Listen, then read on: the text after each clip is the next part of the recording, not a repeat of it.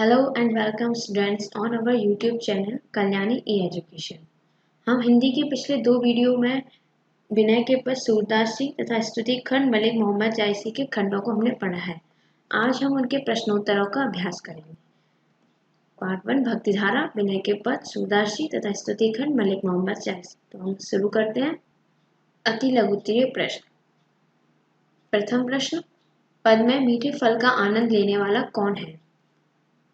उत्तर, पद में मीठे फल का आनंद लेने वाला गूंगा व्यक्ति है। प्रश्न क्रमांक 2, अवगुणों पर ध्यान न देने के लिए सूरदास ने किससे प्रार्थना की है?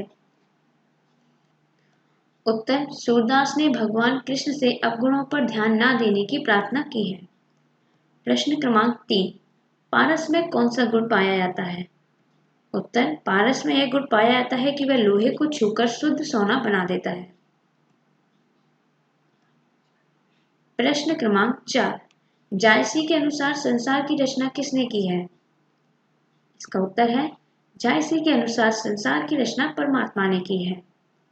प्रश्न क्रमांक 5, ईश्वर ने रोगों को दूर करने के लिए मनुष्य को क्या दिया है? उत्तर है इसका, ईश्वर ने रोगों को दूर करने के लिए मनुष्य को औषधियां दी हैं।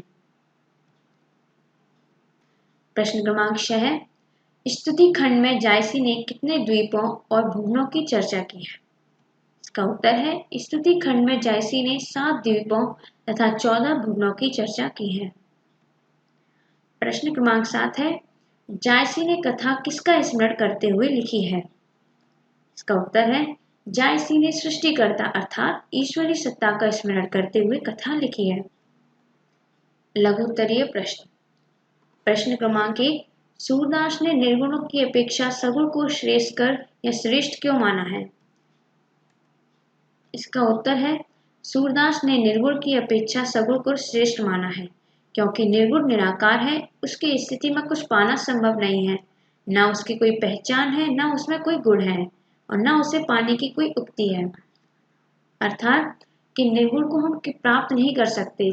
इसका अर्थ है कि निर्गुण भक्ति में हम किसी चीज को आइडेंटिफाई नहीं करते, हम किसी चीज को लेकर उसकी पूजा नहीं करते, हम उसमें अपने मन में रहकर उसकी पूजा करते हैं। उसका कोई आकार नहीं होता, ना हम उसे देखते हैं, ना उसे पाने की कोई युक्ति, लेकिन हम उसे मन में मानते हैं कि वो है और उसकी पूजा करते हैं। अर्थात बिना आधार के मेरा मन कहाँ दौड़े, इसलिए सूरदास जी ने निर्गुण भक्ति की अपेक्षा सगुण भक्ति को श्रेष्ठ माना है, क्योंकि सगुण भक्ति में हम भगवान की मूर्ति, उनके रूपों तथा उनके गुणों की पूजा करते हैं, लेकिन निर्गुण भक्ति में हम इन सबको छोड़कर एक मन में ईश्वरी सत्ता को लेकर हम उसकी पूजा करते हैं। प्रश्न क्रमांक 2, गूंगा फल के स्वाद का अनुभव किस तरह करता है? तो उत्तर है इसका, गूंगा व्यक्ति मीठा फल खाता है तो उसे वह फल बड़ा स्वादिष्ट लगता है, उसका आनंद वह अपने हृदय में अनुभव करता है। आनंद अनुभव करते हुए वह इस आनंद का बखान नहीं कर पाता क्योंकि वह उसके पास वाणी नहीं होती। गूंगा व्यक्ति, उसके पास वाणी नहीं है, अगर वो उसका बखान नहीं कर पा रहा, लेकिन उसका जो आनंद है वो उसको अपने हृदय में अनुभव करता है, लेकिन वो उसका बखान नहीं कर पा रहा, इसका अर्थ है। प्रश्न क्रमांक 3, कुब्जा कौन थी तथा उसका का उद्धार कैसे हुआ? अथवा कुब्जा कौन थी, उसका उद्धार किसने किया? इसका उत्तर है, कुब्जा कुबड़ी थी, वह कंस की दासी थी। ब्रज में गोपियों में यह खबर फैल गई थी कि मथुरा में कृष्ण कुब्जा के प्रेम में फंस गए हैं, इसलिए गोकुल नहीं लौट रहे। श्री कृष्ण कुब्जा का कुबड़ सीधा करके उसका उद्धार किया। इसमें यह कहा गया है कि कुब्जा एक कुबड़ी थी जिसका श्री कृष्ण ने उसका कुबड़ सीधा करके उसका उद्धार किया था, और श्री कृष्ण फिर मथुरा में ही रहने लगे। तो गोकुल में गोपियों में यह लगने लगा कि शायद श्री कृष्ण कुब्जा के प्रेम में फंस गए हैं, इसलिए गोकुल नहीं लौट रहे। प्रश्न क्रमांक 4, सूरदास ने स्वयं को कुटिल खलकामी क्यों कहा है? इसका उत्तर है, सूरदास भगवान श्री कृष्ण के भक्त हैं। वे भगवान से विनय करते हैं कि आप मेरा उद्धार कर दीजिए। भक्त भगवान के समक्ष अपनी दीनता का बखान कर कृपा प्राप्ति के लिए निवेदन करता है, इसलिए सूरदास जी ने स्वयं को दुष्ट, कुटिल और वासनाओं में लिप्त रहने वाला कहा है। यह निवेदन कर वे भगवान कृष्ण की कृपा को पाना चाहते हैं। अगला प्रश्न है, जायसी के अनुसार परमात्मा ने किस किस तरह के मनुष्यों को बनाया है? इसका उत्तर है, जायसी के अनुसार परमात्मा ने इस संसार में कई प्रकार के मनुष्य बनाए हैं। मनुष्य को अन्य प्राणियों से अधिक बड़प्पन दिया है उसने राजा, ठाकुर, दास आदि अनेक प्रकार के मनुष्य बनाए हैं। धनवान, निर्धन, असहाय, बलवान आदि प्रकार के मनुष्यों की उसने रचना भी की है।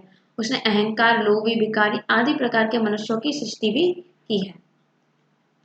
अर्थात यह कहने का अर्थ यह है कि जैसे कहना चाहते हैं कि भगवान ने इस संसार में कई प्रकार के लोगों को बनाया है।